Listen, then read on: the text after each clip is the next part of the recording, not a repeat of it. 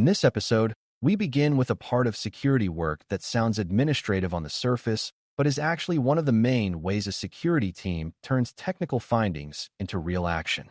Vulnerability management reporting is not just about creating a document, filling in a dashboard, or sending a status email at the end of the week. It is the discipline of explaining what weaknesses exist, why they matter, who needs to care, and what should happen next. For someone new to cybersecurity, that may seem less exciting than threat hunting or incident response, but reporting is what helps organizations move from scattered alerts to organized decisions. A company can scan systems every day and still remain exposed if nobody can clearly understand the results. Strong reporting creates visibility, supports prioritization, and gives leaders enough context to make sensible choices. It also helps technical teams focus on the work that matters most instead of reacting to whatever looks scary at first glance. That is why this topic matters so much for CySA Plus learners, because security analysis is not only about finding issues, but also about communicating them in a way that leads to action. Before we continue, a quick note. This audio course is a companion to our course companion books. The first book is about the exam and provides detailed information on how to pass it best. The second book is a Kindle-only ebook that contains 1,000 flashcards that can be used on your mobile device or Kindle. Check them both out at cyberauthor.me in the Bare Metal Study Guide series. At its core, vulnerability management reporting is the process of taking raw security information and converting it into a form that people can understand and use. A scanner may identify missing patches, weak settings, outdated software, or exposed services, but those outputs are often noisy, repetitive, and too technical for many audiences. Reporting is the step where that raw information is sorted, cleaned up, grouped, and explained so that it becomes meaningful. This matters because organizations do not fix vulnerabilities just because a scanner found them. They fix them because someone understood the risk, recognized the priority, assigned ownership, and had enough confidence in the data to act. Good reporting helps bridge the gap between discovery and remediation. It gives analysts a way to communicate consistently across teams, whether they are speaking to system administrators, application owners, managers, auditors, or executives. Without that bridge, vulnerability management becomes an endless cycle of findings with no real progress. The organization may appear busy, but the most important exposures can remain open for months simply because nobody made the case clearly enough. One of the first things beginners need to understand is that a vulnerability report is not just a list of flaws.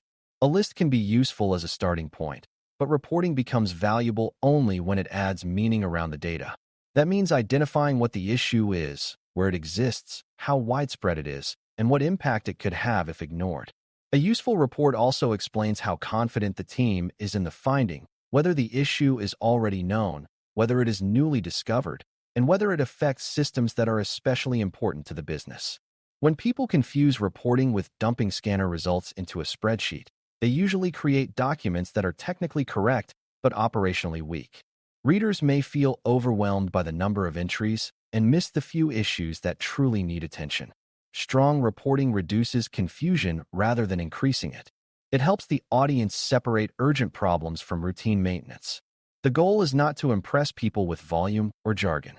The goal is to make the security picture clearer than it was before the report existed. Another essential idea is audience.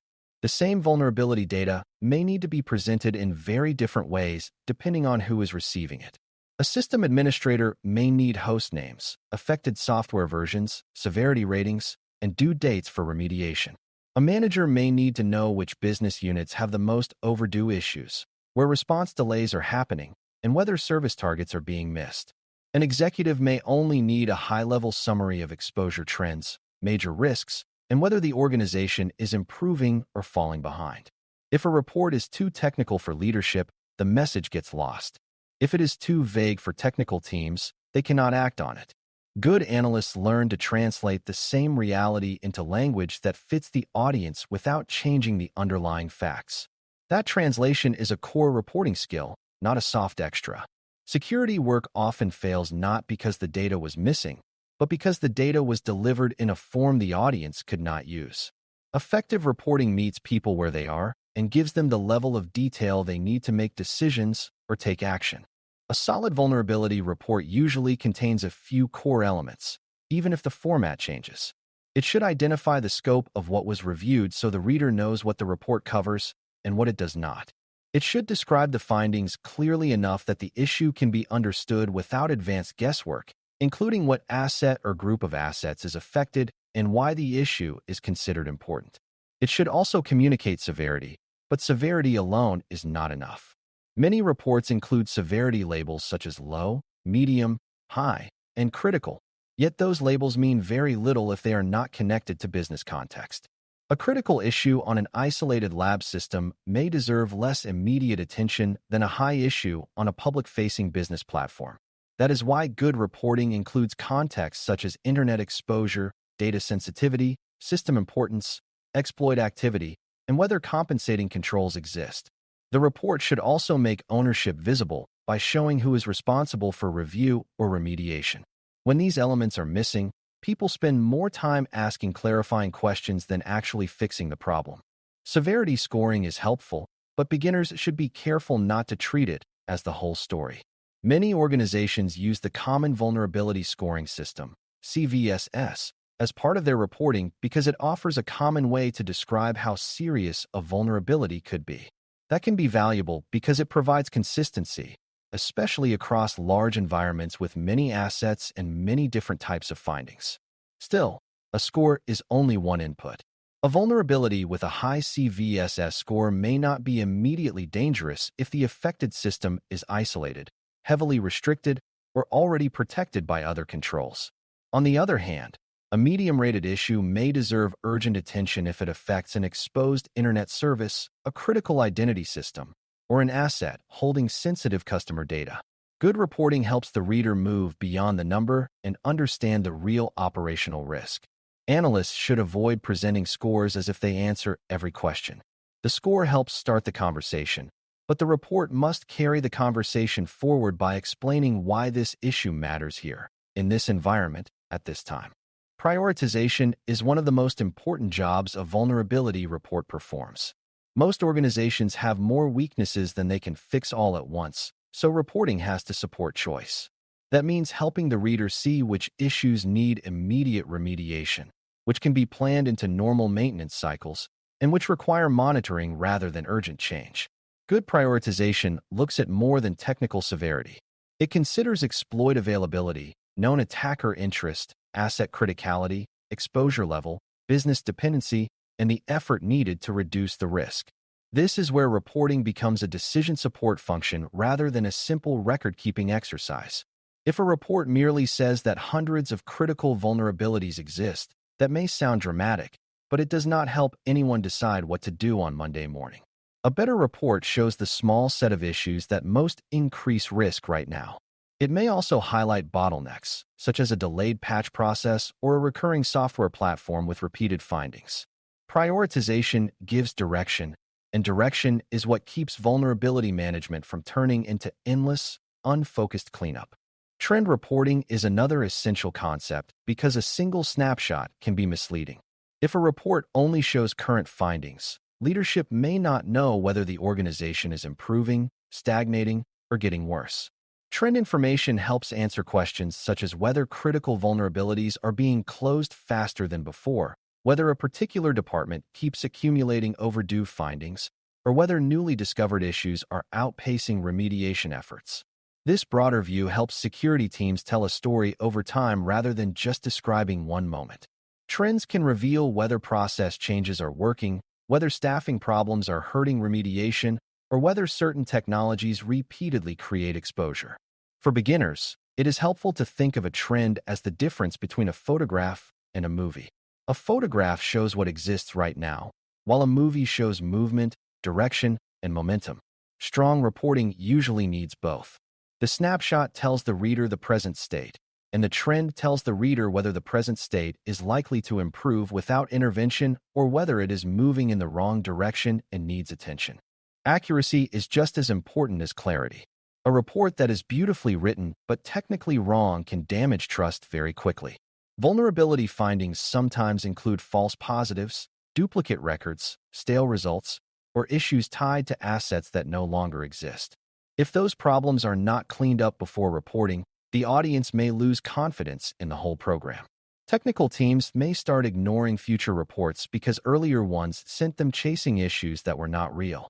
That is why reporting is closely tied to validation. Analysts often need to confirm whether findings are legitimate, whether they still apply, and whether the assets involved are actually in scope and operational. Good reporting reflects that discipline. It does not overstate certainty when the facts are incomplete, and it does not hide uncertainty when more investigation is needed. For a new learner, this is an important mindset shift. Security reporting is not about sounding dramatic. It is about being credible, balanced, and precise enough that people trust the message and act on it with confidence. A useful vulnerability report also needs clear remediation information. Finding a problem is only half the work. The report should help the receiving team understand what kind of action is expected, how urgent that action is, and whether there are known constraints or dependencies. In some environments, remediation may mean patching. In others, it may mean upgrading software, changing configuration settings, disabling unnecessary services, segmenting network access, or applying a temporary compensating control until a full fix is available. Reporting should not pretend that every vulnerability has a simple and immediate solution. Some issues are easy to close, while others require testing, vendor coordination, downtime planning, or business approval. Strong reporting acknowledges reality without losing momentum. It gives enough direction that owners know how to move forward, even when the final path requires discussion. It also benefits from showing age, due dates, or remediation status so that the organization can see whether the process is moving or stalled. When reports stop at problem identification and never connect to action, they leave too much work unfinished. It is also helpful to recognize that different report types serve different purposes. An operational report may support daily or weekly remediation work and therefore include detailed technical information. A compliance-oriented report may focus on whether required scans occurred, whether issues were addressed within policy timelines, and whether evidence exists to demonstrate due diligence. A leadership report may emphasize top risks, aging trends, business impact, and overall program health. None of these is automatically better than the others. They are simply designed for different readers and different decisions. Problems arise when one report is forced to serve every purpose at once.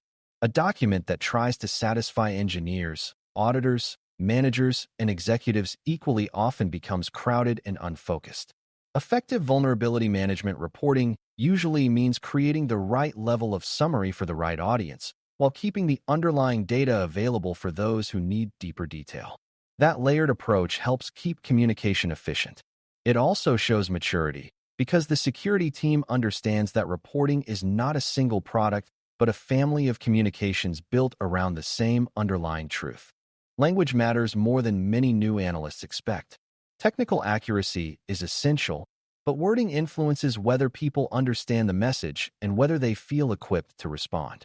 Reports packed with acronyms, vendor-specific jargon, or dense security language can alienate the very people responsible for fixing the issue. On the other hand, reporting that is too watered down can hide the seriousness of a real problem. The goal is plain, direct communication that preserves meaning without unnecessary complexity. A strong report explains the issue in human terms, connects it to the affected environment, and describes the consequence of an action clearly. Instead of sounding like a scanner export, it should sound like a knowledgeable analyst helping the reader understand the situation. That does not mean becoming casual or vague. It means being disciplined enough to say complicated things simply. This is especially important in cross-functional environments where infrastructure, application, business, compliance, and leadership teams all interact. The more clearly the report speaks, the less friction the organization experiences when trying to move from awareness to remediation. A common beginner mistake is assuming that more data automatically makes a report stronger.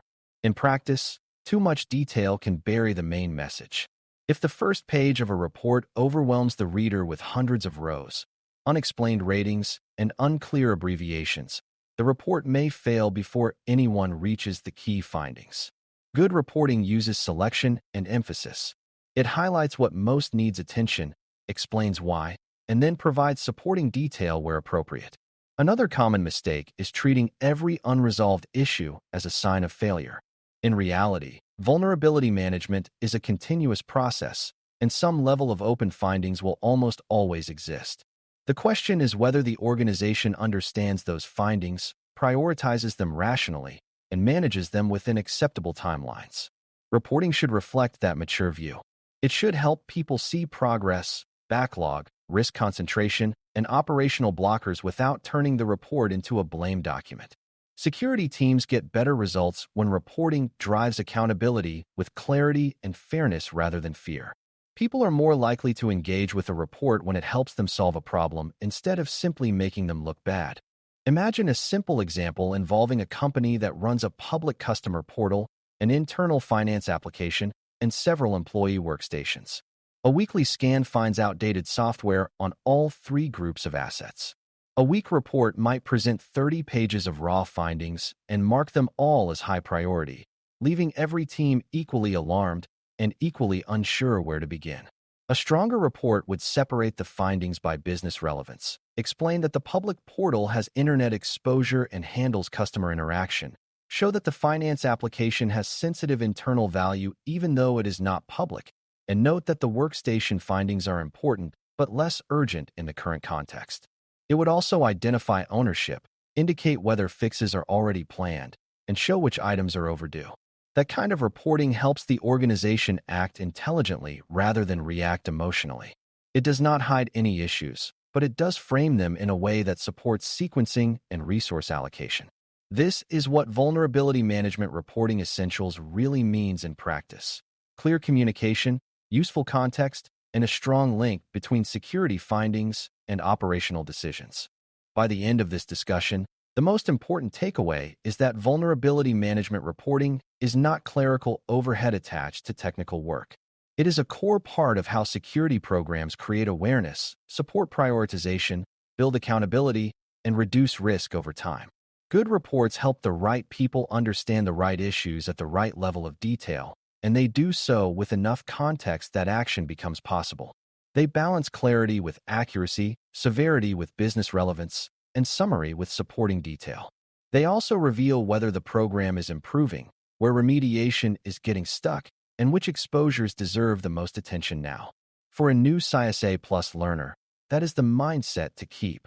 Reporting is not separate from analysis, because analysis reaches the organization through reporting. When security teams communicate findings well, they make better decisions possible. When they communicate poorly, even strong technical discovery can fail to produce meaningful change. Thanks for listening. For more audio courses, daily newsletters, and more, please visit baremetalcyber.com.